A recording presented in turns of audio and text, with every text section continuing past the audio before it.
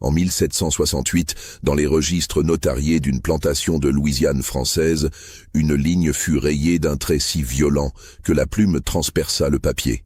Cette ligne contenait un nom, un prix et une vérité que 3 générations tenteraient d'effacer. Mais certains secrets refusent de mourir, même enterrés sous des décennies de silence et de cendres. Si cette histoire vous intrigue déjà, abonnez-vous à cette chaîne et dites-nous en commentaire de quelle ville vous nous écoutez. Car ce qui suit est un récit qui traverse les frontières du temps et de la morale, et nous voulons savoir où résonnent ces échos du passé. La Louisiane française de 1768 était un territoire suspendu entre 2 empires. Depuis le traité de Paris de 1763, la France avait cédé la majeure partie de ses possessions nord-américaines, mais l'administration coloniale demeurait française dans l'âme et dans les coutumes. Les plantations de canne à sucre et d'indigo s'étendaient le long du fleuve Mississippi, enrichissant une classe de propriétaires terriens qui vivaient selon un code strict mêlant catholicisme rigoureux et pragmatisme économique brutal. Dans la paroisse de Saint-Jacques, à environ 80 km au sud de la Nouvelle-Orléans, se trouvait le domaine de Belvédère. Ce n'était pas la plus grande plantation de la région, mais elle possédait une réputation particulière. Son propriétaire, M. Étienne Valcourt, était connu pour sa piété ostentatoire, autant que pour la discipline inflexible qu'il imposait à ses esclaves. Valcourt avait hérité du domaine de son père en 1752, à l'âge de 28 ans, et l'avait transformé en une entreprise prospère, produisant principalement de l'indigo, cette teinture bleue si prisée en Europe. La maison principale de Belvédère se dressait au sommet d'une légère élévation, une structure en bois peint en blanc, avec une large galerie couverte qui faisait le tour du premier étage. Derrière la maison s'étendaient les quartiers des esclaves, alignement de cabanes en bois brut où vivaient les 87 âmes qui faisaient fonctionner la plantation. Plus loin encore, les champs s'étendaient jusqu'aux cyprières, ces forêts marécageuses où l'eau sombre reflétait les arbres couverts de mousse espagnole comme des spectres figés dans le temps. Valcourt était un homme de 44 ans en 1768, veuf depuis 3 ans. Sa femme Adélaïde était morte en couche avec l'enfant qu'elle portait, laissant Valcourt sans héritier direct. Son frère cadet, Philippe, vivait à la Nouvelle-Orléans où il gérait des intérêts commerciaux, et sa sœur, Margot, avait épousé un planteur de la paroisse voisine. Valcourt se consacrait entièrement à son domaine, à sa fortune et à son image d'homme pieux.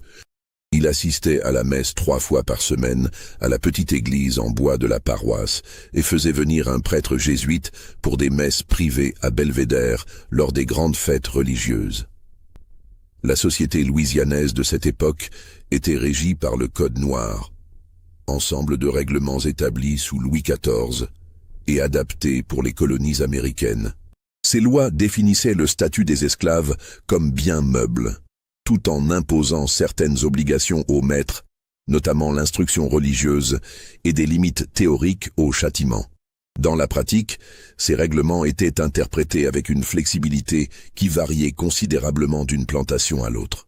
À Belvédère, Valcourt maintenait une apparence de conformité stricte aux aspects religieux du code, faisant baptiser tous ses esclaves et leur imposant une présence obligatoire aux prières du dimanche, tandis que la discipline quotidienne demeurait entièrement à sa discrétion.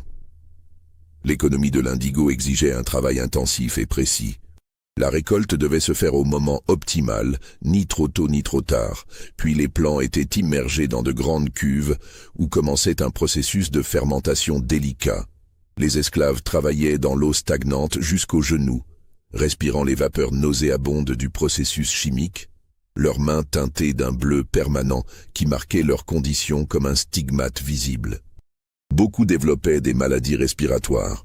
Les enfants nés sur la plantation étaient mis au travail dès l'âge de 7 ou 8 ans. D'abord pour des tâches légères, puis progressivement intégrés dans le cycle implacable de production. Le 23 avril 1768, Étienne Valcourt se rendit à la Nouvelle-Orléans pour assister à une vente d'esclaves organisée par la compagnie commerciale dirigée par son frère Philippe. Ces ventes avaient lieu sur la place publique près du port, dans une atmosphère de marché ordinaire où se mêlaient les cris des vendeurs de poissons, le tintement des pièces de monnaie et les voix monocordes des commissaires-priseurs énumérant les caractéristiques de la marchandise humaine. Valcourt n'avait pas prévu d'acheter ce jour-là. Il était venu pour discuter affaires avec Philippe et examiner un envoi de tissus européens. Mais alors qu'il traversait la place, quelque chose attira son attention. Parmi le groupe d'esclaves alignés pour la vente suivante, il remarqua une jeune femme qui se distinguait des autres. Elle s'appelait Amélie. Elle avait environ 19 ans, la peau d'un brun clair inhabituel dans ce contexte, suggérant un métissage récent. Ses cheveux, attachés en arrière, révélaient des traits délicats. Mais ce qui avait capté l'attention de Valcourt, ce qui l'avait fait s'arrêter net dans sa marche, c'était son ventre manifestement arrondi sous la robe grossière qu'elle portait. Elle était enceinte, peut-être de 5 ou 6 mois. Le commissaire-priseur présenta Amélie avec les détails habituels. Elle avait été la propriété d'un certain monsieur Duchamp, planteur décédé 3 mois plus tôt dans la paroisse de Saint-Charles. La succession était gérée par un neveu qui liquidait les actifs pour rembourser des dettes considérables. Amélie avait travaillé comme domestique dans la maison principale, ce qui expliquait ses mains moins abîmées que celles des esclaves des champs. Elle était alphabétisée, fait rare et potentiellement problématique, mais qui augmentait sa valeur pour certains types de travail. Le commissaire mentionna la grossesse presque comme une pensée secondaire, précisant que l'enfant appartiendrait naturellement au futur acquéreur selon la loi. Les enchères commencèrent à 800 piastres, un prix relativement bas qui reflétait l'inconvénient perçu d'une esclave enceinte. Pendant plusieurs mois, elle serait moins productive et l'accouchement comportait toujours des risques. Quelques acheteurs manifestèrent un intérêt modéré. Valcourt observait en silence, son esprit calculant rapidement. Il possédait déjà suffisamment d'esclaves pour ses besoins actuels. Pourtant, quelque chose dans la situation l'intriguait d'une manière qu'il ne s'expliquait pas entièrement à lui-même. Lorsque les enchères atteignirent 1100 piastres, Valcourt leva la main. Les autres acheteurs se tournèrent vers lui, reconnaissant le propriétaire respecté de Belvédère. Il surenchérit calmement, et lorsque le prix atteint 1200 piastres, les autres acheteurs se retirèrent. Le marteau tomba. Amélie appartenait désormais à Étienne Valcourt. Les transactions furent complétées rapidement. Valcourt signa les documents nécessaires, versa la somme convenue et reçut l'acte de propriété officiel. C'est à ce moment, alors que le notaire préparait les papiers, que Philippe Valcourt s'approcha de son frère avec une expression étrange sur le visage. « Tu connais l'histoire de cette fille ?» demanda Philippe à voix basse. Étienne fronça les sourcils. « Quelle histoire ?» Le commissaire a dit qu'elle appartenait à Duchamp. Philippe jeta un regard circulaire pour s'assurer que personne d'autre n'écoutait. Duchamp n'était pas marié. Il vivait seul dans sa plantation depuis 15 ans. Cette fille travaillait dans sa maison. Il fit une pause significative. On dit que l'enfant qu'elle portait de lui. Le visage de Valcourt ne trahit aucune émotion, mais quelque chose se contracta dans sa mâchoire. Des rumeurs. Peut-être. Philippe haussa les épaules. Mais le neveu qui liquide la succession voulait se débarrasser d'elle rapidement. Il y a eu des murmures à Saint-Charles. La façon dont Duchamp la traitait, les habits qu'il lui donnait, meilleurs que ceux des autres domestiques. Et puis, regarde là, ce teint, ces traits. Sa mère était probablement déjà métisse. Si Duchamp est le père, cet enfant sera aux 3/4 blanc. Valcourt ne répondit pas immédiatement. Il observa Amélie qui attendait à l'écart, les mains jointes sur son ventre, le regard baissé comme on le lui avait appris. Finalement, il dit simplement « Elle m'appartient maintenant. C'est tout ce qui compte. » Mais quelque chose dans le ton de sa voix suggérait que ce n'était pas tout, et que cette acquisition, faite sur une impulsion qu'il ne comprenait pas lui-même, venait de déclencher une série d'événements dont les conséquences s'étendraient bien au-delà de ce jour d'avril. Le voyage de retour à Belvédère prit la majeure partie de la journée. Valcourt voyageait dans sa calèche, Amélie assise à l'arrière avec les provisions et les marchandises achetées en ville. Elle ne parla pas durant tout le trajet, et Valcourt ne lui adressa pas la parole. Il regardait défiler le paysage familier, les cyprières, les plantations voisines, les petites chapelles en bois. Mais son esprit était ailleurs, tournant et retournant l'information que Philippe lui avait donnée. Les premières semaines qui suivirent l'arrivée d'Amélie à Belvédère s'écoulèrent dans une routine apparemment normale. Valcourt l'assigna au travail domestique, dans la maison principale, sous la supervision de Marianne, une esclave d'une 50aine d'années qui gérait le personnel de maison depuis 20 ans. Marianne était une figure respectée parmi les esclaves de Belvédère, connue pour sa discipline stricte, mais juste, et pour sa loyauté absolue envers Valcourt. Elle avait été achetée par le père de Valcourt alors qu'elle n'était qu'une enfant, et Belvédère était le seul monde qu'elle connaissait. Amélie s'adapta rapidement. Elle était effectivement alphabétisée, capable de lire les listes d'inventaire et même d'écrire des notes simples, compétence que Marianne nota avec une méfiance initiale. L'alphabétisation des esclaves était techniquement interdite par certaines interprétations du Code noir, mais en pratique, de nombreux propriétaires trouvaient utile d'avoir quelques domestiques capables de lire et écrire pour des tâches administratives mineures. Amélie travaillait efficacement, parlait peu, et maintenait toujours cette posture de déférence absolue qui caractérisait les esclaves bien formés. Mais sous cette surface de normalité, quelque chose se développait. Valcourt observait Amélie avec une attention qu'il ne pouvait ni expliquer ni justifier à lui-même. Ce n'était pas du désir au sens simple. C'était quelque chose de plus complexe, de plus troublant. Il se retrouvait à penser à l'enfant qu'elle portait, à ce que Philippe avait dit sur Duchamp, à la mathématique biologique qui faisait que cet enfant à naître serait presque blanc. Un soir de mai, environ 3 semaines après l'arrivée d'Amélie, Valcourt appela Marianne dans son bureau. La pièce était austère, meublée d'un bureau massif en chêne, de chaises droites et dominée par un grand crucifix en bois sombre accroché au mur. Les registres de la plantation s'alignaient sur des étagères, chroniques méticuleuses de chaque transaction, chaque naissance, chaque décès, chaque barrel d'indigo produit. « Dis-moi ce que tu penses de la nouvelle fille », dit Valcourt sans préambule. Marianne, habituée aux conversations directes avec son maître, répondit calmement. « Elle travaille bien, monsieur. Elle apprend vite. Les autres domestiques l'ont acceptée. Et l'enfant? Elle est en bonne santé, monsieur. Le bébé devrait naître en août ou septembre selon mes estimations. » Valcourt hocha la tête, puis demanda, sa voix prenant un ton légèrement différent. « Que dit-elle de son ancien maître? De Duchamp ?» Marianne hésita une fraction de seconde. « Elle ne parle pas de lui, monsieur. »« Jamais? Jamais. Et les autres? Que disent-elles? » Elle pose des questions qu'elle ne répond pas. Marianne choisissait ses mots avec soin. Elle leur a dit que Duchamp était un bon maître, rien de plus. Valcourt resta silencieux un moment, ses doigts tapotant légèrement le bois du bureau. Puis il dit « Je veux que tu me rapportes tout ce qu'elle dit, tout, même les choses qui semblent insignifiantes. Tu comprends? » « Oui, monsieur. » Et Marianne? Valcourt leva les yeux vers elle. « Je veux que tu découvres la vérité sur cet enfant. Qui est le père? » Marianne soutint son regard. « Voulez-vous que je le lui demande directement, monsieur? » « Non. » Valcourt secoua la tête. « Observe.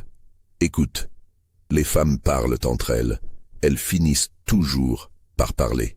Trouve la vérité. » Dans les semaines qui suivirent, Marianne exécuta ses instructions avec la diligence méthodique qui caractérisait tout ce qu'elle faisait. Elle plaça Amélie dans des situations où les autres domestiques l'engageraient naturellement dans des conversations. Elle créa des moments d'intimité apparente où les confidences sembleraient naturelles. Et lentement, par fragments, une histoire commença à émerger. Amélie avait été vendue à Duchamp quand elle avait 14 ans, 5 ans auparavant. Sa mère, morte quelques années plus tôt, avait elle-même été la fille d'un planteur et d'une esclave, ce qui expliquait le teint relativement clair d'Amélie. Duchamp l'avait achetée spécifiquement pour travailler dans sa maison. Il était seul, sans famille proche, et sa plantation était plus petite que Belvédère, employant seulement une 20aine d'esclaves. Au début, Duchamp avait traité Amélie simplement comme une domestique. Mais au fil du temps, quelque chose avait changé. Il lui avait appris à lire, disant qu'il avait besoin de quelqu'un pour organiser sa bibliothèque. Il lui donnait de meilleurs vêtements. Il la faisait manger les restes de ses propres repas plutôt que la nourriture ordinaire des esclaves. Et puis, il y a environ 1 an, la nature de leur relation avait franchi une frontière que les autres esclaves de la plantation avaient observée avec un mélange de compréhension résignée et de malaise. Amélie était devenue, dans les faits, sinon dans le nom, la concubine de Duchamp.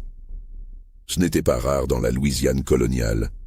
De nombreux propriétaires blancs, particulièrement ceux qui vivaient seuls, entretenaient des relations avec leurs esclaves.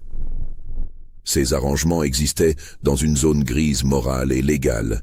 Ils n'étaient ni tout à fait acceptés, ni ouvertement condamnés, existant plutôt dans un silence complice tant que les apparences de propriété et de hiérarchie raciale étaient maintenues en public. Lorsque Duchamp était mort subitement d'une fièvre en janvier 1768, Amélie était enceinte de 4 mois. Le neveu qui hérita de la plantation connaissait ou soupçonnait la situation. Il voulait se débarrasser de cette complication embarrassante. Vendre Amélie rapidement, avant que sa grossesse ne devienne trop évidente, avant que les rumeurs ne se solidifient en scandale, semblait la meilleure solution. Marianne rapporta tout cela à Valcourt par fragments au cours du mois de juin. Elle le fit sans jugement apparent, présentant simplement les faits tels qu'elle les avait rassemblés. Valcourt l'écouta en silence, son visage aussi impassible qu'un masque de cire. Mais intérieurement, quelque chose fermentait. Valcourt se trouvait confronté à une situation qui mettait en conflit plusieurs aspects fondamentaux de son identité. Il était un catholique pieux qui assistait à la messe régulièrement et considérait l'adultère et la fornication comme des péchés mortels. Il était un homme de la haute société coloniale qui attachait une importance primordiale à la respectabilité et à la réputation.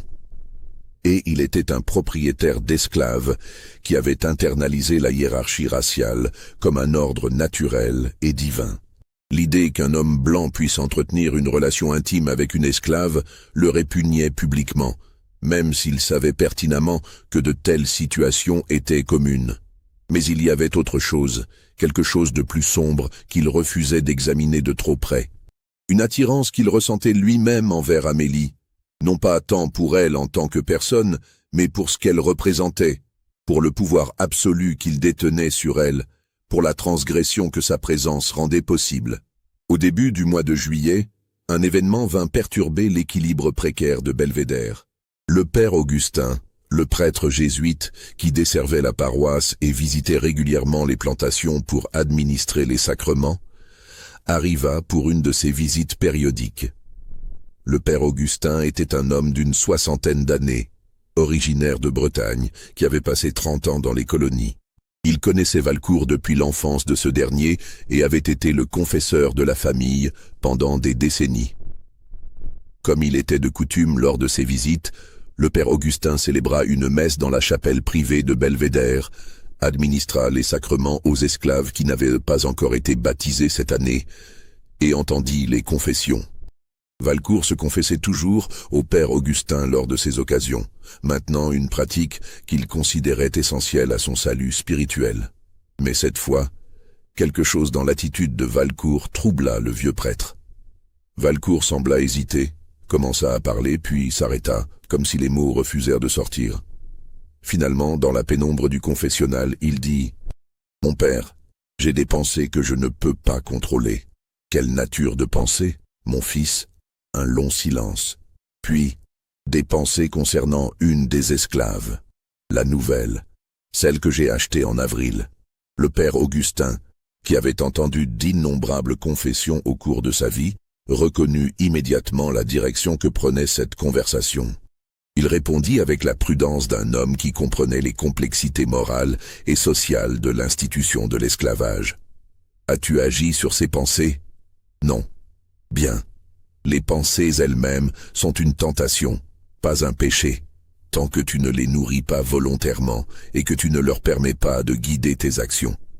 As-tu prié pour avoir la force de résister ? Oui, mais... Valcourt s'arrêta à nouveau. Il y a autre chose. Elle est enceinte. L'enfant est de son ancien maître. Je vois. Le père Augustin comprit immédiatement les implications. « Et cela te trouble ? Ce n'est pas naturel, mon père. Un homme blanc, avec une esclave, c'est contre l'ordre établi par Dieu. » Le père Augustin choisit ses mots avec soin. L'Église enseigne que tous les hommes sont égaux devant Dieu, même si leurs conditions terrestres diffèrent. Le péché de fornication est le même qu'il implique des personnes de même race ou de races différentes. Mais il fit une pause, puis continua. « Tu es troublé par cette situation pour une raison que tu ne m'as pas encore dite. Qu'est-ce qui pèse réellement sur ton cœur, Étienne ?» Un autre long silence. Finalement, dans un murmure presque inaudible, « Je pense à l'enfant, à ce qu'il représentera, à la manière dont son existence même est une corruption. Corruption de l'ordre naturel. Un enfant qui sera presque blanc mais qui sera esclave, qui portera le sang de deux races, c'est contre nature. » Le père Augustin sentit un frisson de malaise. Il reconnaissait dans les mots de Valcourt quelque chose de plus dangereux qu'une simple tentation charnelle. Il y avait là une fixation, une obsession qui prenait des proportions malsaines. « Mon fils, un enfant est innocent de toute faute. Les circonstances de sa conception ne sont pas de son fait. Tu dois te méfier de ces pensées qui te conduisent à juger un être qui n'est pas encore né. » « Je comprends, mon père. » Mais quelque chose dans le ton de Valcourt suggérait qu'il ne comprenait pas, ou qu'il ne voulait pas comprendre. Après la confession, le père Augustin resta à Belvédère pour le dîner. Durant le repas, Marianne et deux autres domestiques, dont Amélie, servaient à table. Le prêtre observa discrètement la jeune femme. Sa grossesse était maintenant évidente, son ventre proéminent sous sa robe simple mais propre. Il nota aussi la manière dont Valcourt évitait de la regarder directement, détournant toujours les yeux juste avant que leurs regards ne se croisent. Plus tard dans la soirée, alors que le père Augustin s'apprêtait à partir, il prit Valcourt à part. « Étienne, je veux que tu réfléchisses à quelque chose. Cette jeune femme et son enfant sont sous ta responsabilité maintenant. Tu as le pouvoir de les traiter avec cruauté ou avec miséricorde. Chaque choix que tu fais les concernant est un choix que tu fais devant Dieu. Souviens-toi que le jugement final ne viendra pas de la société des hommes, mais du Christ. » Valcourt hocha la tête, mais ses yeux étaient distants, comme si son esprit était déjà ailleurs. Le père Augustin partit avec un sentiment d'inquiétude qu'il ne pouvait pas tout à fait définir. Quelque chose n'allait pas à Belvédère, quelque chose qui dépassait les tentations ordinaires de la chair, mais il ne savait pas quoi. Et dans les semaines qui suivraient, il regretterait de ne pas avoir insisté davantage. Car dans l'esprit d'Étienne Valcourt, une idée avait commencé à germer. Une idée née du conflit entre son désir, sa répulsion, son besoin de contrôle et sa vision rigide de l'ordre moral du monde. Cette idée était encore informe, à peine consciente, mais elle grandissait comme une graine plantée dans un sol fertile de culpabilité, de frustration sexuelle réprimée et de conviction sur la race et le péché qui s'entrelaçaient de manière toxique. Le mois d'août arriva avec sa chaleur étouffante. L'humidité de la Louisiane devenait presque insupportable, l'air épais comme une étoffe mouillée. Dans les champs d'indigo, les esclaves travaillaient du lever au coucher du soleil, leur corps luisant de sueur, respirant les vapeurs toxiques des cuves de fermentation. Plusieurs tombèrent malades. Un jeune homme de 19 ans mourut d'une fièvre qui le consuma en 3 jours. Une femme enceinte fit une fausse couche après s'être évanouie dans les champs. La vie et la mort cohabitaient dans une proximité brutale. Dans la maison principale, Amélie continuait son travail, malgré sa grossesse avancée. Marianne avait suggéré à Valcourt de la dispenser de certaines tâches plus exigeantes physiquement, mais Valcourt avait refusé. Elle a été payée 1200 piastres. Elle travaillera jusqu'à ce qu'elle ne puisse plus. Il y avait dans son ton une dureté nouvelle, comme si la présence d'Amélie était devenue une source d'irritation constante. Pourtant, paradoxalement, Valcourt passait plus de temps dans la maison. Il trouvait des prétextes pour travailler dans son bureau, aux heures où Amélie nettoyait les pièces adjacentes. Il l'observait à la dérobée, notant chaque détail. La manière dont sa robe tendait sur son ventre, la façon dont elle posait sa main sur ses reins en fin de journée, la légère lourdeur de ses mouvements. Cette observation constante avait quelque chose de prédateur comme un chat guettant un oiseau blessé. Un après-midi de mi-août, alors que la chaleur était à son paroxysme, Amélie trébuchait en descendant les marches de la galerie, tenant un panier de linge. Elle ne tomba pas, se rattrapant à la balustrade, mais le panier échappa à ses mains, et les draps propres s'éparpillèrent dans la poussière en contrebas. Valcourt, qui lisait sur la galerie, se leva brusquement. « Regarde ce que tu as fait, » dit-il, sa voix étrangement calme. « Ramasse tout, lave tout à nouveau. » Amélie descendit péniblement les marches et commença à ramasser les draps. La chaleur rendait chaque mouvement difficile. Elle se pencha, son ventre proéminent rendant l'action maladroite. Valcourt la regardait de haut, immobile comme une statue. « Pourquoi t'as-t-il fait ça ?» dit soudain Valcourt. Amélie se figea, tenant un drap à moitié plié. Elle ne leva pas les yeux. « Monsieur Duchamp, pourquoi t'a-t-il mise dans cet état ?» La voix de Valcourt vibrait d'une émotion qu'il essayait de contenir. Il devait savoir que c'était mal. Il devait savoir ce que cela ferait de toi, de l'enfant. Amélie ne répondit pas. Elle continua à ramasser les draps, ses mains tremblant légèrement.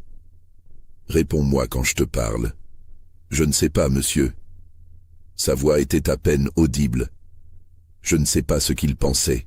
« L'aimais-tu » La question était si inattendue qu'Amélie s'arrêta complètement, le drap serré entre ses mains. Finalement, elle murmura « Il était mon maître, monsieur. » Ce que je ressentais n'avait pas d'importance. Valcourt descendit les marches lentement, s'approchant d'elle. « Mais tu ressentais quelque chose, n'est-ce pas? Tu le laissais te toucher, tu portais les vêtements qu'il te donnait, tu mangeais à sa table. » Je faisais ce qu'on me disait de faire, monsieur. Il y avait maintenant une nuance de peur dans sa voix. Je faisais ce que mon maître voulait que je fasse. Et maintenant, je suis ton maître.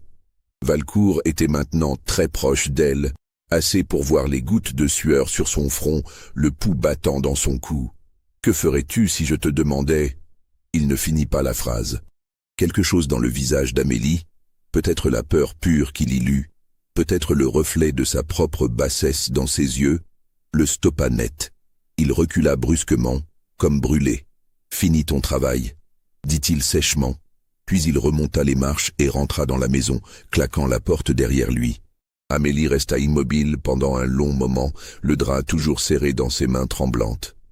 Puis, lentement, elle continua à ramasser le linge éparpillé, ses larmes silencieuses se mêlant à la sueur sur son visage. Cette nuit-là, Valcourt ne dormit pas. Il resta assis dans son bureau, une bouteille de rhum à moitié vide devant lui, fixant le crucifix sur le mur. Il se haïssait pour ce qu'il avait presque fait, pour ce qu'il avait voulu faire. Mais cette haine, au lieu de le purifier, se transforma en quelque chose d'autre, quelque chose de plus toxique. Il commença à blâmer Amélie pour la tentation qu'elle représentait. Il commença à voir en elle non pas une victime mais une tentatrice, une source de corruption qui souillait sa maison et son âme. Et l'enfant qu'elle portait devint, dans son esprit malade, le symbole même de cette corruption. Un enfant conçu dans le péché, produit d'une union contre nature entre un homme blanc et une esclave. Un enfant qui serait presque blanc, mais qui serait marqué à jamais par le sang esclave qui coulait dans ses veines. Dans la logique tordue qui se construisait dans l'esprit de Valcourt, cet enfant ne devrait pas exister. Les jours qui suivirent furent marqués par un changement subtil, mais perceptible, dans l'atmosphère de Belvédère. Valcourt devint plus distant, plus froid envers tout le monde. Il passait de longues heures enfermé dans son bureau, négligeant même la supervision des champs d'indigo. Il lisait sa Bible de manière obsessionnelle, cherchant des passages qui justifieraient les pensées qui tourbillonnaient dans sa tête. Il trouvait des versets sur la souillure, sur la séparation des peuples, sur la punition du péché.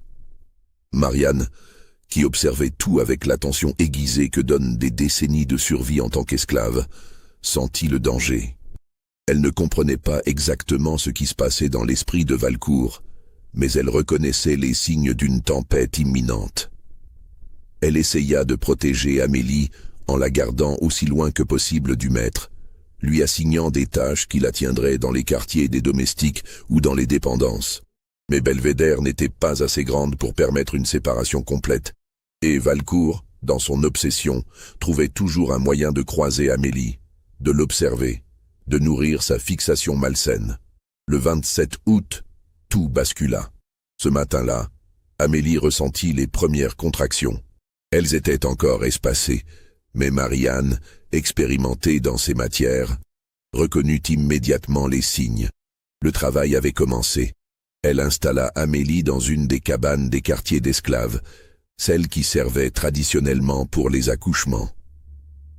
2 autres femmes esclaves, expérimentées comme sages-femmes, vinrent aider. Valcourt fut informé. Il hocha simplement la tête et retourna à son bureau. Mais durant toute la journée, alors que les heures s'écoulaient et que les cris d'Amélie commençaient à traverser la distance entre les quartiers d'esclaves et la maison principale, il ne put se concentrer sur rien d'autre. Il marchait de long en large, sortait sur la galerie, rentrait, ressortait, comme un animal en cage. Le travail se prolongea toute la journée et dans la soirée. C'était le premier enfant d'Amélie et ses accouchements étaient souvent longs et difficiles. Les sages-femmes firent de leur mieux, utilisant les méthodes traditionnelles transmises de génération en génération. Elles donnaient à Amélie des infusions d'herbes pour gérer la douleur, l'encourageaient, la soutenaient physiquement pendant les contractions les plus violentes. Alors que la nuit tombait, Marianne vint faire un rapport à Valcourt. « Le travail progresse, monsieur. Cela prendra encore quelques heures, je pense. C'est normal pour un premier enfant. Elle survivra ? Je l'espère, monsieur. Elle est jeune et forte, mais on ne peut jamais être certain avec un accouchement. Et l'enfant ? Marianne hésita. Trop tôt pour le dire, monsieur. Valcourt la congédia d'un geste. Seul à nouveau, il se versa un verre de rhum, puis un autre, puis un troisième. L'alcool n'apportait aucun soulagement, seulement une clarté terrible, comme si toutes les barrières morales et rationnelles qui retenaient encore ses pensées les plus sombres s'effritaient une à une. Aux premières heures du matin, le 28 août 1768, les cris d'Amélie atteignirent un crescendo final. Puis, après un moment de silence terrifiant, un nouveau cri se fit entendre. Le cri d'un nouveau-né. L'enfant était né. Valcourt, qui n'avait pas dormi de la nuit, sortit de la maison et marcha vers les quartiers d'esclaves. L'aube commençait à peine à éclaircir le ciel à l'est, teintant les nuages d'un rose pâle qui contrastait de manière presque obscène avec la noirceur de ce qui était sur le point de se produire. Il trouva Marianne sortant de la cabane de l'accouchement. Elle sursauta en le voyant. « Monsieur, je m'apprêtais justement à venir vous informer. C'est un garçon, il est en bonne santé. » Amélie aussi a survécu, bien qu'elle soit épuisée. « Je veux voir l'enfant. » Marianne hésita une fraction de seconde, quelque chose dans le ton de Valcourt la mettant mal à l'aise. Mais elle ne pouvait pas refuser. Elle le conduisit à l'intérieur de la cabane. L'air était chaud et humide, imprégné d'odeurs de sang, de sueur et d'herbes médicinales. Amélie était allongée sur un matelas grossier, pâle et épuisée, les cheveux collés à son front par la sueur. Dans ses bras, enveloppé dans un tissu propre, se trouvait le nouveau-né. Valcourt s'approcha. Les 2 sages-femmes s'écartèrent instinctivement, reconnaissant l'autorité du maître.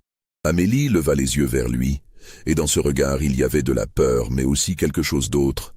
Une lueur de fierté maternelle et de défi qui ne s'éteignait pas complètement, même face au pouvoir absolu qu'il détenait sur elle. « Montre-moi », ordonna Valcourt.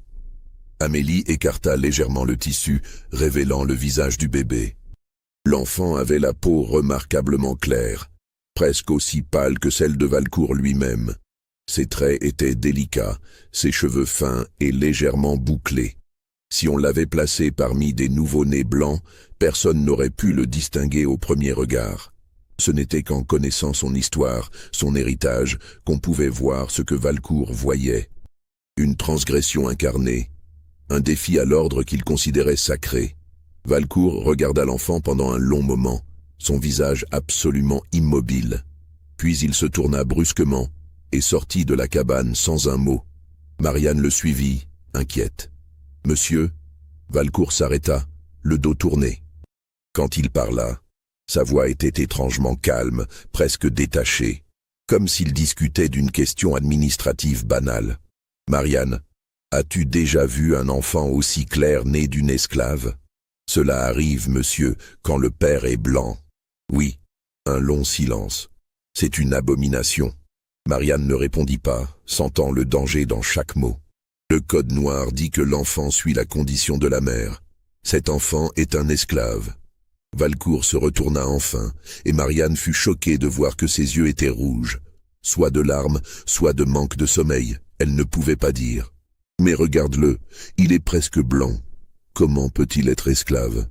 Comment peut-il porter le poids de cette condition, alors qu'il a le visage de ses maîtres?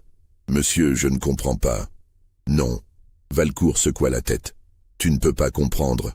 Personne ne peut comprendre. Il commença à s'éloigner, puis s'arrêta à nouveau. L'enfant est faible, n'est-ce pas? Les premiers jours sont toujours les plus dangereux. Marianne sentit son sang se glacer. Monsieur, l'enfant est en bonne santé. Les sages-femmes disent qu'il est fort pour un nouveau-né. Les choses peuvent changer rapidement. Les nouveau-nés meurent souvent sans raison apparente. C'est la volonté de Dieu. Il ne regardait pas Marianne en parlant, ses yeux fixés sur un point lointain. Si cet enfant devait mourir, ce serait miséricordieux. Pour lui, pour tout le monde. Monsieur, la voix de Marianne tremblait maintenant. Que dites-vous? Valcourt sembla soudain revenir à lui-même. Il regarda Marianne comme s'il venait de réaliser qu'il avait parlé à voix haute. Rien. Je ne dis rien. Je suis fatigué. Occupe-toi de la mère et de l'enfant comme tu le ferais normalement. Il s'éloigna rapidement vers la maison principale, laissant Marianne seule dans l'aube naissante, le cœur battant d'une terreur qu'elle ne pouvait pas nommer mais qu'elle ressentait dans chaque fibre de son être. Les 3 jours qui suivirent furent parmi les plus tendus que Belvédère ait jamais connus. Marianne ne quitta pratiquement pas la cabane où Amélie et son enfant se reposaient. Elle avait assigné les 2 sages-femmes à rester également sur place en permanence, créant une garde constante autour de la mère et du nouveau-né.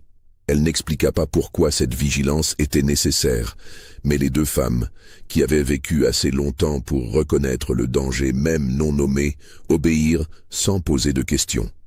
Amélie nomma son fils Gabriel.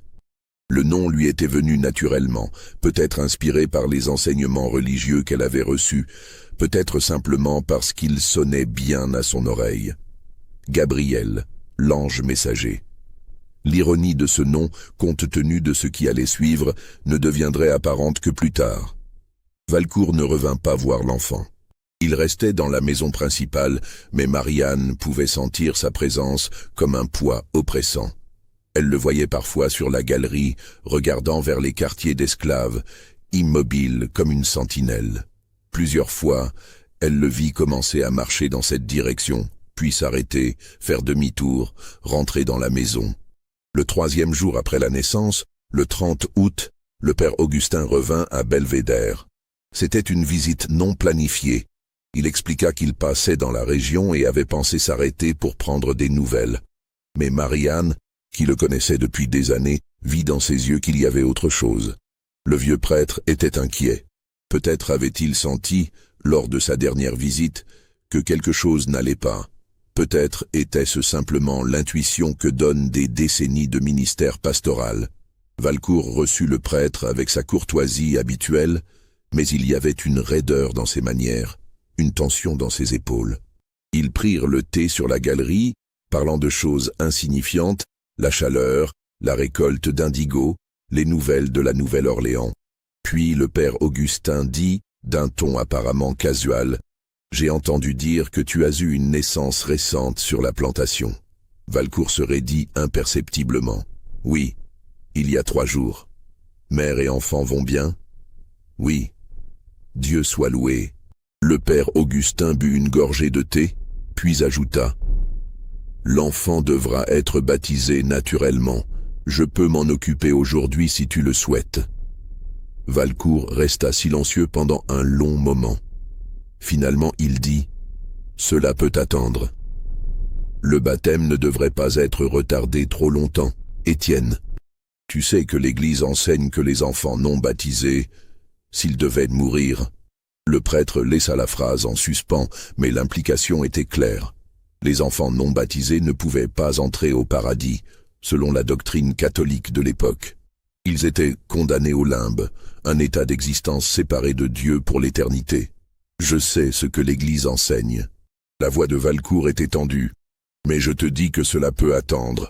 Le père Augustin posa sa tasse avec soin. Étienne, y a-t-il quelque chose que tu veux me dire? Quelque chose qui te trouble? Non, parce que si quelque chose pesait sur ta conscience. J'ai dit non. Valcourt se leva brusquement. Je te remercie pour ta visite, mon père, mais j'ai beaucoup de travail. Si tu veux bien m'excuser. Le père Augustin se leva également, mais il ne partit pas immédiatement. Il regarda Valcourt directement dans les yeux, et sa voix prit un ton qu'il réservait aux moments les plus graves. « Étienne, écoute-moi bien. Quoi que tu penses, quoi que tu ressentes, souviens-toi que chaque âme est précieuse aux yeux de Dieu. Chaque âme. Tu comprends ce que je te dis ?» Valcourt soutint son regard un moment, puis détourna les yeux. « Je comprends. Au revoir, mon père. » Mais le père Augustin ne s'en alla pas immédiatement. Il demanda d'abord à voir Marianne, sous prétexte de lui donner sa bénédiction. Quand ils furent seuls, dans une des dépendances loin de la maison principale, le prêtre dit à voix basse, « Marianne, je vais te poser une question, et j'ai besoin que tu me dises la vérité. L'enfant qui vient de naître, est-il en danger ?» Marianne, qui avait servi Valcourt fidèlement pendant des décennies, qui lui devait théoriquement une loyauté absolue, se trouva face à un choix moral terrible. Elle regarda le vieux prêtre, vit la sincérité dans ses yeux, et prit une décision qui la hanterait pour le reste de sa vie. « Je crois que oui, mon père. De quel type de danger ? Le maître ?» Elle chercha ses mots. Il regarde l'enfant d'une manière étrange. Il dit des choses étranges. Il a dit que si l'enfant mourait, ce serait miséricordieux. Le visage du père Augustin pâlit. « Mon Dieu !» Il resta silencieux un moment, puis demanda « Où est l'enfant maintenant ?» « Avec sa mère, dans les quartiers. J'ai mis en place une garde. Personne ne laisse la mère ou l'enfant seul. »« Bien. Continue ainsi. » Le père Augustin réfléchit rapidement. « Je vais essayer de parler à nouveau avec Étienne.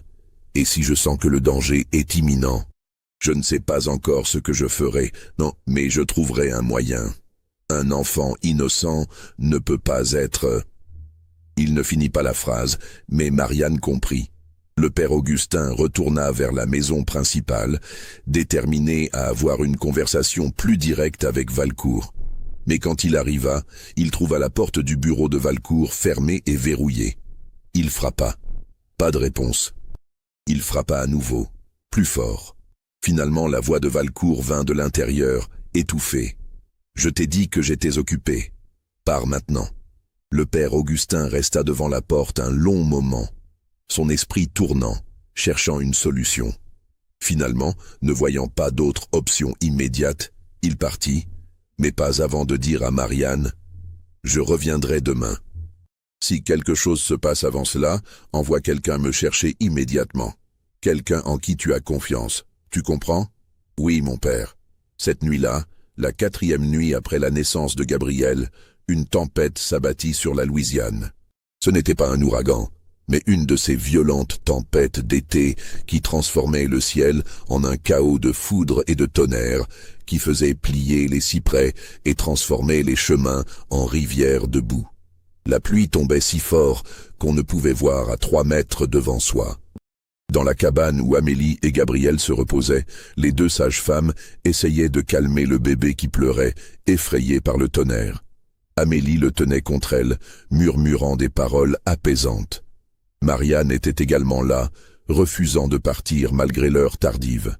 Puis, pendant un moment où le tonnerre était particulièrement fort, couvrant tous les autres sons, la porte de la cabane s'ouvrit brusquement. Valcourt se tenait dans l'embrasure, trempé par la pluie, ses vêtements collés à son corps, ses cheveux plaqués sur son crâne. Dans la lumière faible de la lanterne, son visage semblait celui d'un étranger, les traits déformés par quelque chose qui ressemblait à de la folie. « Sors », dit-il aux sages-femmes. Sa voix était calme, presque monotone, ce qui la rendait encore plus terrifiante. Les deux femmes regardèrent Marianne, paniquées. Marianne se leva, se plaçant entre Valcourt et le lit où Amélie tenait Gabriel. « Monsieur, il est tard. Vous devriez retourner à la maison et vous sécher. » J'ai dit « Sors ». Valcourt ne regardait pas Marianne. Ses yeux étaient fixés sur l'enfant dans les bras d'Amélie. « Sortez toutes. Maintenant. »« Monsieur, je ne peux pas. »« Sortez !» Le cri fut si soudain, si violent, que les sages-femmes sursautèrent. L'une d'elles commença à pleurer silencieusement. Même Marianne, qui connaissait Valcourt depuis qu'il était enfant, recula d'un pas. Mais elle ne partit pas. Au lieu de cela, elle dit, sa voix tremblante mais ferme, « Non, monsieur, je ne partirai pas. » Valcourt se tourna enfin vers elle, et dans ses yeux, il y avait quelque chose de si sombre, si profondément troublé, que Marianne sentit ses genoux faiblir. « Tu me défies. Je protège ce qui est sous ma garde. Vous m'avez donné cette responsabilité. Je peux te reprendre cette responsabilité. Je peux faire de toi ce que je veux. Tu m'appartiens. Oui, monsieur, je vous appartiens. Vous pouvez me punir, me vendre, me tuer si vous le voulez. Mais je ne laisserai pas. » Elle s'arrêta, puis avec un courage né du désespoir, elle dit ce qu'elle avait retenu. « Je ne laisserai pas le mal se faire dans ma présence. Pas à un enfant innocent. Pas même si vous m'ordonnez de partir. » Un silence tomba, plus lourd que tous les tonnerres. Amélie serrait Gabriel contre elle si fort que l'enfant commençait à pleurer. Les sages-femmes étaient pétrifiées. Et Valcourt resta immobile, son corps entier tremblant, non pas de froid mais de quelque chose d'intérieur. Un conflit titanesque entre des forces qu'il ne pouvait plus contrôler.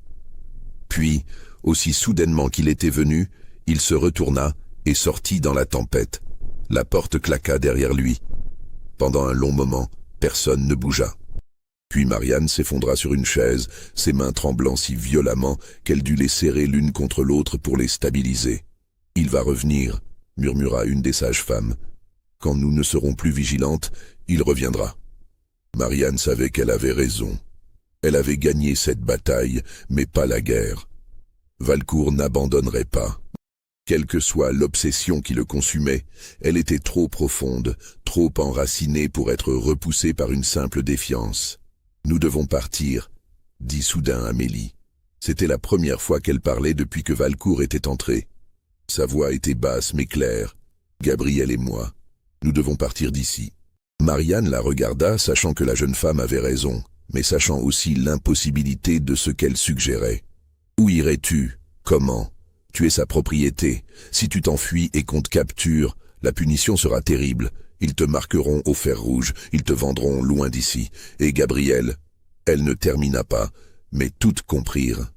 Un enfant esclave en fuite n'avait aucune chance. Alors nous mourrons ici. » Amélie berçait Gabriel doucement. « Parce qu'il ne s'arrêtera pas. Je l'ai vu dans ses yeux. Il veut que mon fils meure. » Le silence qui suivit fut rompu seulement par le bruit de la pluie sur le toit et les pleurs affaiblis de Gabriel. Chaque femme dans cette cabane savait qu'Amélie avait raison. Et chacune savait aussi qu'elles étaient piégées dans une situation où il n'existait pas de bonne solution, où chaque choix mènerait à des conséquences terribles. C'est alors que Marianne prit la décision qui définirait tout ce qui suivrait. Une décision qui la hanterait jusqu'à son dernier jour, une décision qui sauverait une vie, mais en détruirait d'autres. « Il y a peut-être un moyen, » dit-elle lentement, « mais il exigera un sacrifice que tu ne peux peut-être pas faire. » Amélie leva les yeux vers elle. « Dis-moi. » La solution de Marianne était à la fois simple et déchirante dans sa cruauté. Elle connaissait une femme, une esclave affranchie nommée Thérèse, qui vivait à environ 20 kilomètres de Belvédère, dans une petite communauté d'Africains libres près de la Nouvelle-Orléans. Thérèse avait elle-même perdu un enfant en bas âge 3 mois auparavant et travaillait maintenant comme nourrice pour des familles blanches. Elle était connue pour sa discrétion et sa compassion. Le plan était risqué et moralement complexe. Marianne contacterait Thérèse par l'intermédiaire d'un réseau informel de communication qui existait entre les esclaves et les affranchis de la région. Gabriel serait confié à Thérèse, qui le placerait ensuite dans une famille blanche comme enfant supposément orphelin, peut-être comme le produit d'une liaison scandaleuse qui devait être cachée. Avec sa peau claire, Gabriel pourrait passer pour blanc. Il pourrait vivre une vie libre, loin de l'ombre de l'esclavage et loin du danger que représentait Valcourt. Mais le prix serait absolu. Amélie ne reverrait jamais son fils.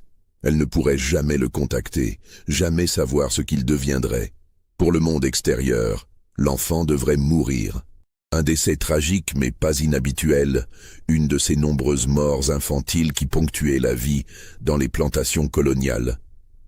Amélie devrait pleurer publiquement un enfant vivant, enterrer un cercueil vide et vivre le reste de sa vie avec ce secret. « Je ne peux pas », murmura Amélie d'abord, serrant Gabriel encore plus fort contre elle.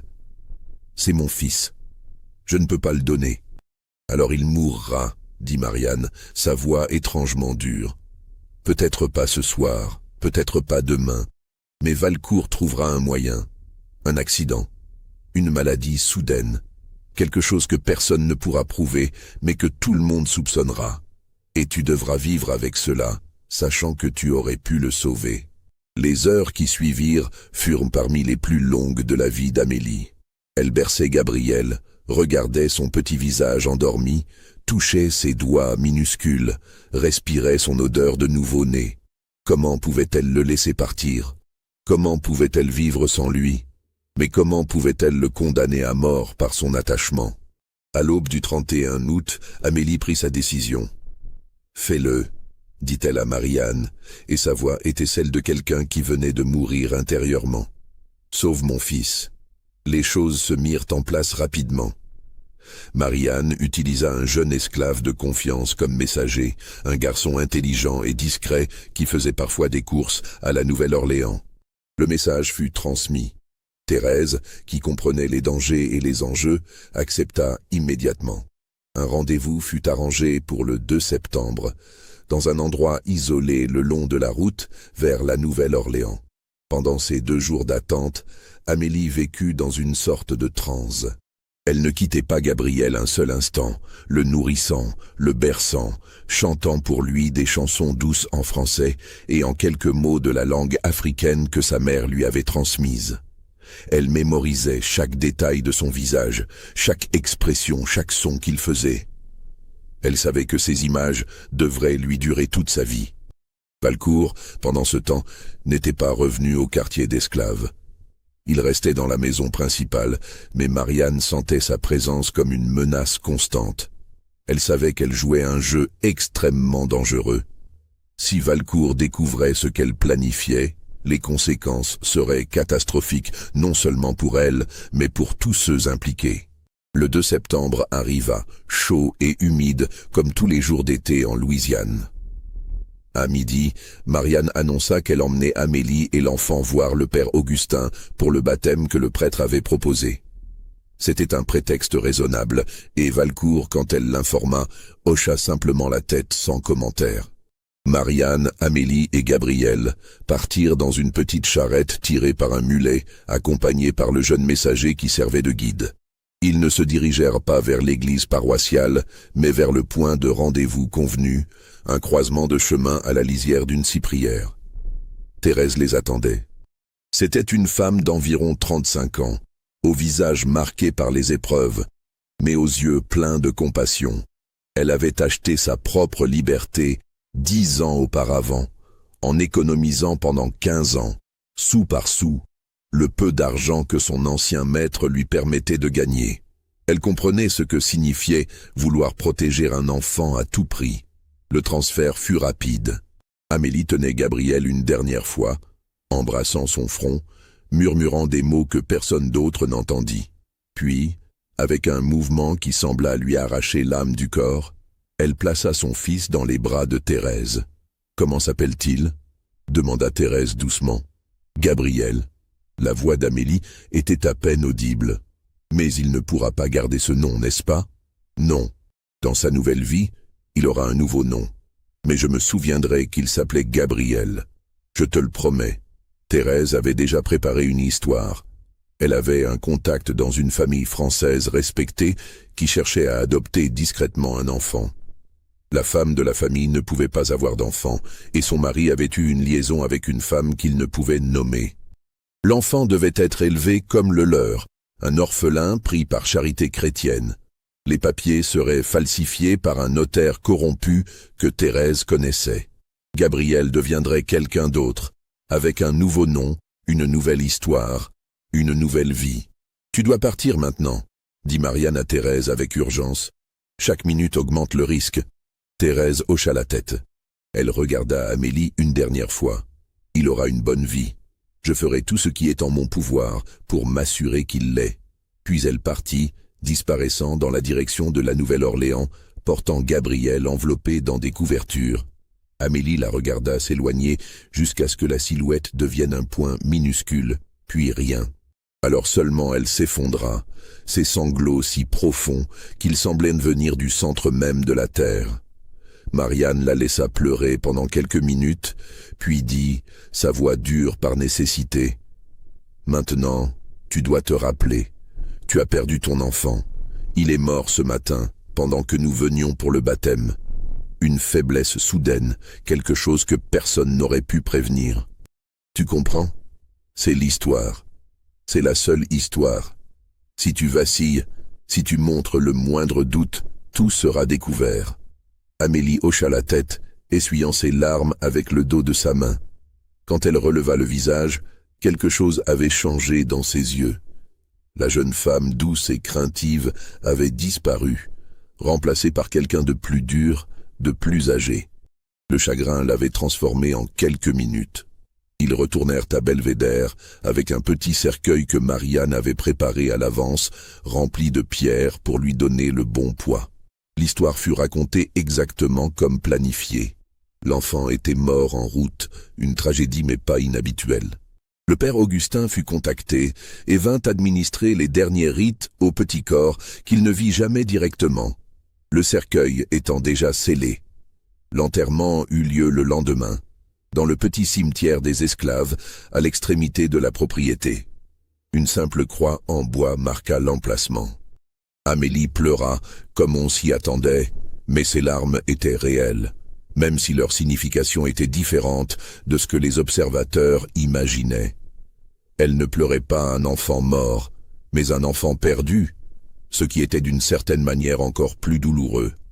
Valcourt assista à l'enterrement, se tenant à distance respectueuse. Quand Marianne lui avait annoncé la nouvelle de la mort de l'enfant, elle avait observé sa réaction avec attention. Il était resté silencieux pendant un long moment, son visage absolument inexpressif. Puis il avait simplement dit « C'est la volonté de Dieu ». Mais dans ses yeux, Marianne avait vu quelque chose de troublant. Ce n'était pas du soulagement, pas exactement. C'était plutôt une sorte de satisfaction sombre, mêlée à quelque chose qui ressemblait presque à de la déception, comme si une partie de lui voulait que l'enfant soit mort, mais qu'une autre partie regrettait de ne pas avoir été celle qui avait pris cette décision finale. Dans les semaines qui suivirent, la vie à Belvédère reprit son cours normal en surface. La récolte d'indigo continua. Les esclaves travaillaient dans les champs. Valcourt gérait sa plantation avec son efficacité habituelle. Mais quelque chose avait fondamentalement changé. Amélie devint une présence fantomatique. Elle accomplissait ses tâches mécaniquement, parlait rarement, et semblait exister dans un état de détachement permanent. Elle ne pleurait plus publiquement, mais Marianne l'entendait parfois la nuit, des sanglots étouffés venant de sa cabane. Les autres esclaves la traitaient avec une gentillesse inhabituelle, reconnaissant en elle quelqu'un qui avait perdu quelque chose d'essentiel. Valcourt, lui aussi, changea. Son obsession religieuse s'intensifia. Il passait des heures en prière, assistait à la messe chaque jour et commença à parler de faire des donations importantes à l'Église. Le père Augustin, qui observait ses développements avec un malaise croissant, se demandait si Valcourt cherchait l'absolution pour quelque chose, même si le vieil homme ne savait pas exactement quoi. Un soir d'octobre, environ 6 semaines après l'enterrement de Gabriel, Marianne fut convoquée dans le bureau de Valcourt. Elle y alla avec appréhension, ne sachant jamais ce que ces convocations apporteraient. « Assieds-toi », dit Valcourt, ce qui était inhabituel. Normalement, les esclaves restaient debout en sa présence. Marianne s'assit sur le bord d'une chaise droite, les mains jointes sur ses genoux. Valcourt la regarda pendant un long moment, comme s'il essayait de lire quelque chose dans son visage. Finalement, il dit « Tu as été loyal envers moi pendant très longtemps. Oui, monsieur, tu me connais mieux que quiconque dans cette plantation. Mieux peut-être que je ne me connais moi-même. » Marianne ne répondit pas, ne sachant pas où cette conversation menait, ce qui s'est passé avec l'enfant. Valcourt s'arrêta, choisissant ses mots avec soin. « C'était la volonté de Dieu. Tu crois cela, n'est-ce pas ? » « Si vous le dites, monsieur, je veux que tu le croies. » Il y avait une urgence dans sa voix maintenant. « Je veux que tu saches que je n'ai rien fait. Que je n'aurais rien fait. Ces pensées que j'avais, c'était la tentation, mais je ne leur ai pas cédé. Tu comprends ?» Marianne le regarda directement pour la première fois depuis le début de la conversation. « Je comprends que l'enfant est mort, monsieur, et que parfois Dieu prend les décisions pour nous enlever le fardeau de les prendre nous-mêmes. » Valcourt se raidit. « Que veux-tu dire par là ? » ?»« Rien, monsieur. Seulement que les voies de Dieu sont mystérieuses. » Un silence tendu s'installa. Valcourt étudiait Marianne avec une intensité nouvelle, comme s'il essayait de déchiffrer un texte écrit dans une langue étrangère. Finalement, il dit « Tu peux partir, mais Marianne… » Elle s'arrêta à la porte. « Si jamais tu savais quelque chose que tu ne m'as pas dit, quelque chose sur cet enfant, sur cette nuit… Je voudrais que tu comprennes que certains secrets sont mieux gardés, pour tout le monde. » Marianne sentit son cœur battre plus vite, mais sa voix resta calme. « Je ne sais rien qui mérite d'être dit, monsieur. L'enfant est mort. Il est enterré.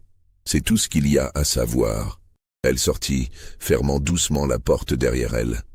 Dans le couloir sombre, elle s'appuya contre le mur, ses jambes tremblantes. Valcourt savait quelque chose. Peut-être pas les détails, mais il savait ou suspectait que les choses n'étaient pas exactement ce qu'elles semblaient être. Et il avait choisi de ne pas creuser davantage, préférant laisser le mystère intact plutôt que de risquer de découvrir une vérité qu'il ne pourrait pas gérer. Les mois passèrent, puis les années. Amélie vieillit rapidement, comme si chaque jour sans son fils lui coûtait 1 mois de sa vie.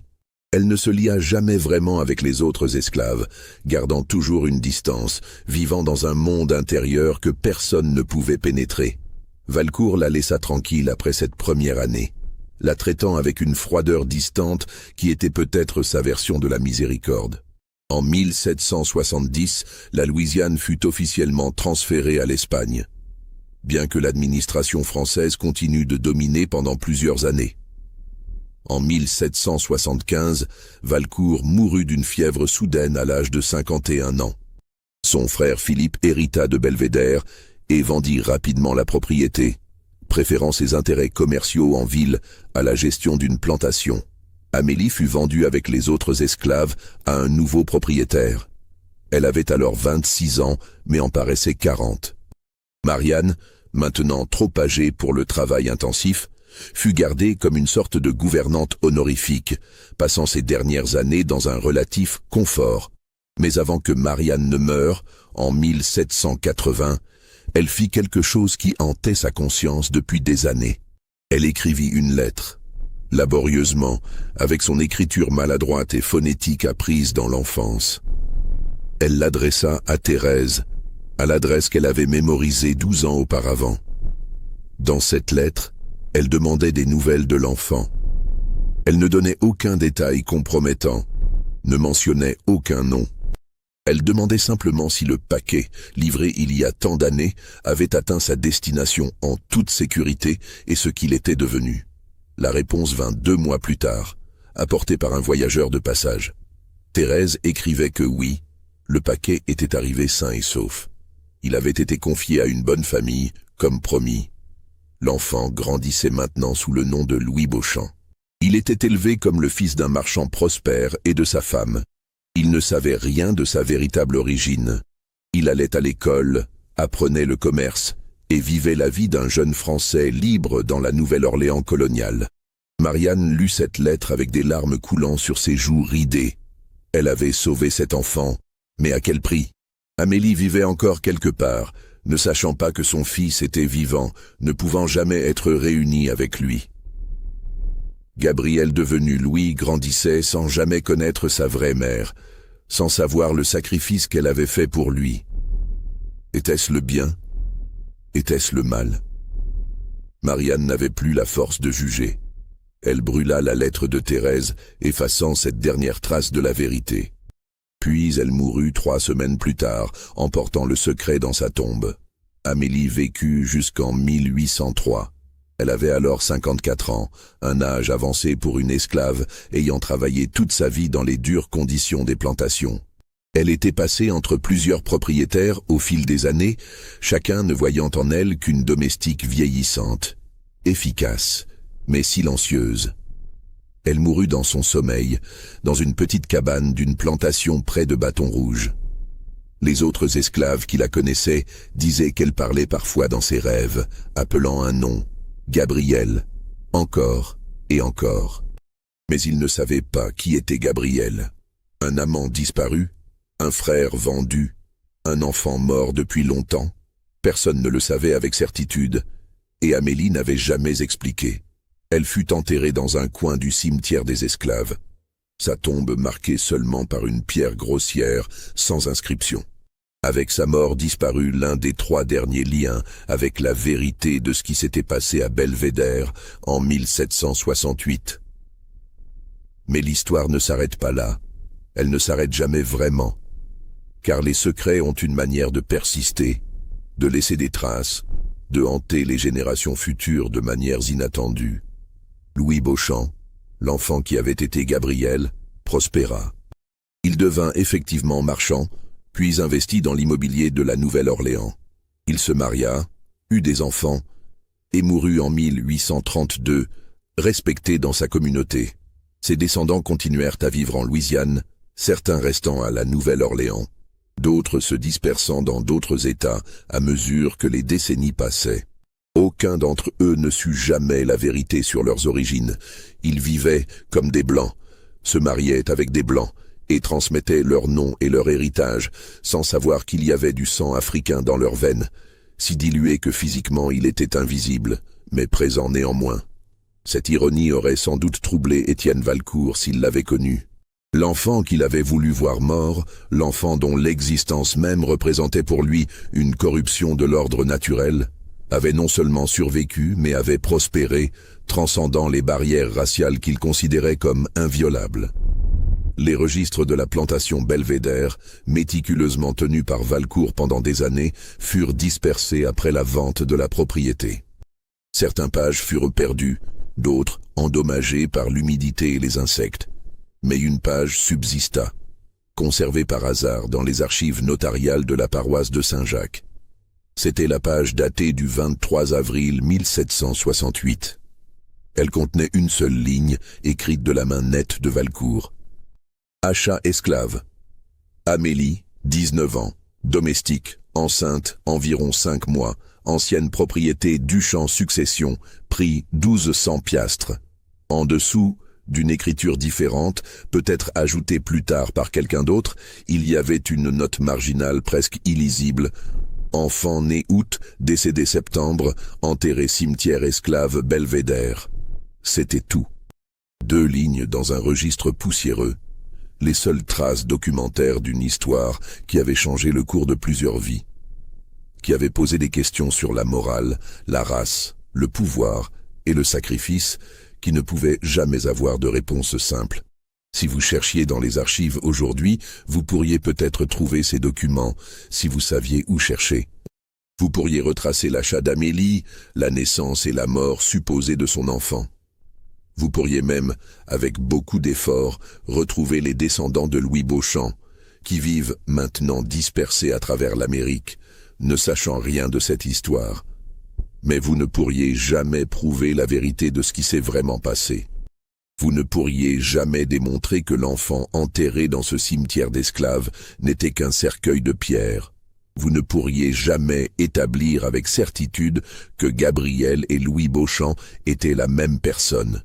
Tout ce qui reste, ce sont des fragments, des indices, des coïncidences troublantes, un achat inhabituel, une mort d'enfant opportune. Un marchand qui apparut soudainement à la Nouvelle-Orléans sans histoire familiale claire. Des ressemblances physiques entre les descendants de Louis Beauchamp et les descriptions des familles Valcourt et Duchamp qui pourraient être simplement des coïncidences. L'histoire complète mourut avec les 3 personnes qui la connaissaient vraiment. Amélie, Marianne et Thérèse. Ce qui reste est un mystère, un secret enterré si profondément qu'il est devenu indiscernable de la légende. Et peut-être est-ce approprié. Peut-être que certaines vérités sont trop complexes, trop moralement ambiguës pour être jugées avec certitude. Qui était le héros dans cette histoire?